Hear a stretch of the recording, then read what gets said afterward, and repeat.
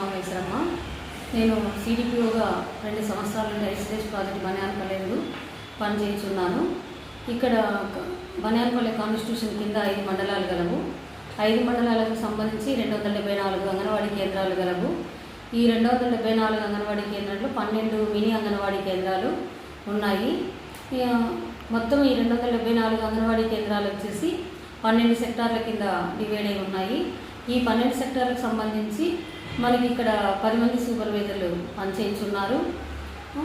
ఇక్కడ ప్రతి నెల కూడా అంగన్వాడీ కేంద్రంకు గర్భవతులు బాలింతలకు వచ్చేసి 3 కేజీల రైసు, 1 కేజీ దాలు, 1/2 లీటర్ ఆయిల్ ఇవి మనము పిహెచ్ఆర్ ద్వారా ఎఫ్ఆర్ఎస్ ద్వారా బెనిఫిషరీస్కి ఇవ్వడం జరుగుతుంది.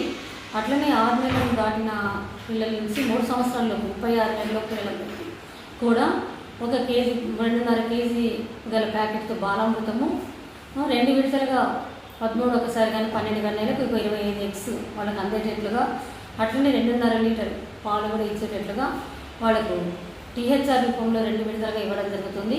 అట్లే కాన్వెంట్కి పోకుండా ఎవరైతే మన అంగన్వాడీ కేంద్రంకి వస్తున్నారో 36 నెలలు దాటిన వాళ్ళు పూర్వ ప్రాథమిక విద్యకు వస్తున్నారో వాళ్ళకు అంగన్వాడీ కేంద్రంలో పెట్టుకొని 8:45 నుండి సాయంత్రం 4 గంటల వరకు కూడా పెట్టుకొని పూర్వ ప్రాథమిక విద్యను ఇస్తూ వాళ్ళకు సెంటర్లోనే పాలు, 100 ml ఎగ్గు, అట్లనే టైం టేబుల్ ప్రకారం కూడా భోజనము మధ్యాహ్నం హాట్ కుక్కుడు మిల్లర్ భోజనం అనేది పెడుతున్నామండి.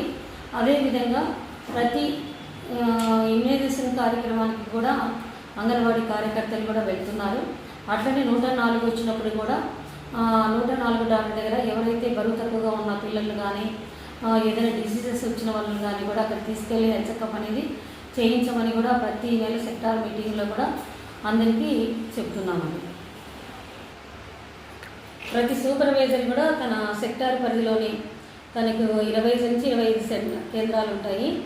తను ప్రతిరోజు కూడా తను సూపర్విజన్ యాప్లో వచ్చిన డేట్ ప్రకారం వచ్చిన సెంటర్ ఖచ్చితంగా విజిట్ చేయాలి. చేసి అక్కడున్న ప్రీ స్కూల్ అటెండెన్స్ ఎలా ఉంది, రిజిస్టర్స్ ప్రకారము ఎన్రోల్డ్ అయినారా లేదా, యాప్లో కూడా సేమ్ అదే పేర్లే ఉన్నాయా లేదా అనేది వెరిఫై చేసుకోవాలి. అట్లనే క్రాస్ చెక్ కింద ఏజీల ప్రకారం కూడా కొంతమంది పిల్లలు తీసుకొని తను స్వయంగా సూపర్వైజరే బరువు ఎత్తులు తీసేసి వాళ్ళ యొక్క న్యూట్రిషనల్ స్టేటస్ ఏ విధంగా ఉందని కూడా క్రాస్ చెక్ చేసి అక్కడికి వచ్చిన తల్లులు, పిల్లలతో పాటు వచ్చిన తల్లులకు కూడా తన బిడ్డల గురించి కూడా మానిటరింగ్ చేయాలి. తన ఫుడ్ ఎలా పెడుతుంది, ఏ టైంలో ఎలా ఇస్తుంది, ఎలాంటి జాగ్రత్తలు తీసుకుంటుంది అనేది కూడా ఖచ్చితంగా ఈ మానిటరింగ్ చేయాలి. అలానే రిజిస్టర్లు కూడా వెరిఫై చేసుకోవాలి.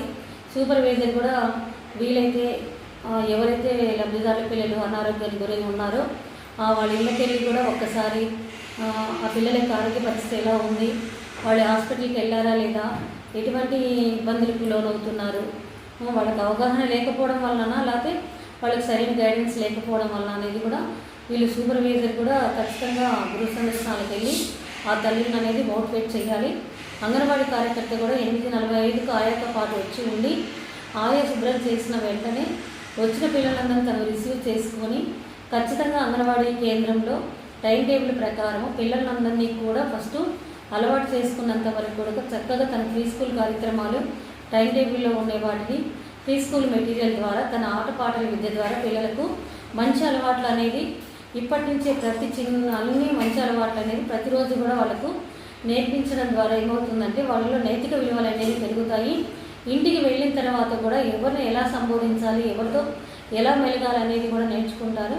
ఇక్కడ ఆటపాటల ద్వారా విద్య ఎలా అవుతుందంటే ఈ ఆటపాటల విద్యలో ఒకసారి గెలవచ్చు, పిల్లవాడు ఓడుకోవచ్చు, కానీ ఇక్కడ గెలిచిన వాడిని ఓడిన వాడిని ఇద్దరినీ సమానంగా అంగన్వాడీ కార్యకర్త మోటివేట్ చేసి అందరినీ అప్రిషియేట్ చేస్తూ పిల్లలందరినీ మోటివేట్ చేస్తూ ఈ విధంగా ప్రీ స్కూల్ యొక్క సంబంధించిన వివరాలు కూడా తల్లులకు కూడా తను ఒక యాప్ ద్వారా కూడా తను బెనిఫిషరీస్ ఇష్టపడితే కనుక ఈరోజు ఈ కార్యక్రమాలు ఇలా చేయొచ్చు, పిల్లలు కూడా తల్లి కూడా చిన్న చిన్న యాక్టివిటీస్ ద్వారా పిల్లలకు నాలెడ్జ్ పెంచవచ్చు అనే ఉద్దేశంతో కూడా కొన్ని తల్లుల గ్రూపులకు ఈ యొక్క టైం టేబుల్ కూడా ప్రతిరోజు కూడా మేమైతే స్టేట్ నుంచి జిల్లా లెవెల్కి వస్తుంది, జిల్లా నుంచి సూపర్వైజర్స్ గ్రూప్కి వెళ్తుంది టైం టేబుల్.